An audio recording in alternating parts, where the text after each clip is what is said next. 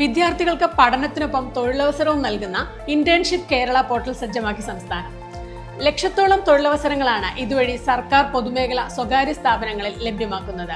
കഴിഞ്ഞ അധ്യയന വർഷം ആരംഭിച്ച 4 വർഷ ബിരുദത്തിന്റെ ഭാഗമായുള്ള ഇന്റേൺഷിപ്പ്, പ്ലേസ്മെന്റ് എന്നിവ മുന്നിൽ കണ്ടാണ് കെൽട്രോണുമായി സഹകരിച്ച ഉന്നത വിദ്യാഭ്യാസ കൗൺസിൽ പോർട്ടൽ തയ്യാറാക്കിയത്. കേരള, കാലിക്കറ്റ്, MG, കണ്ണൂർ സർവകലാശാലകൾ കെൽട്രോണുമായി ഇന്റേൺഷിപ്പിന് കരാർ ഒപ്പിട്ടിട്ടുണ്ട്. 600ഓളം സ്ഥാപനങ്ങളാണ് ഇതിനകം തന്നെ പോർട്ടലിൽ രജിസ്റ്റർ ചെയ്തിരിക്കുന്നത്.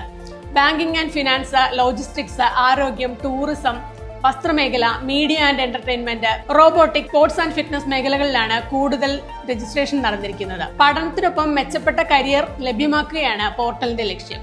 ഇതുവഴി നേരിട്ടുള്ള റിക്രൂട്ട്മെന്റിനും സാധ്യതയുണ്ട്. ഇന്റേൺഷിപ്പിനൊപ്പം വിദ്യാർത്ഥികൾ ആവശ്യപ്പെട്ടാൽ കൂടുതൽ പരിശീലനവും നൽകും.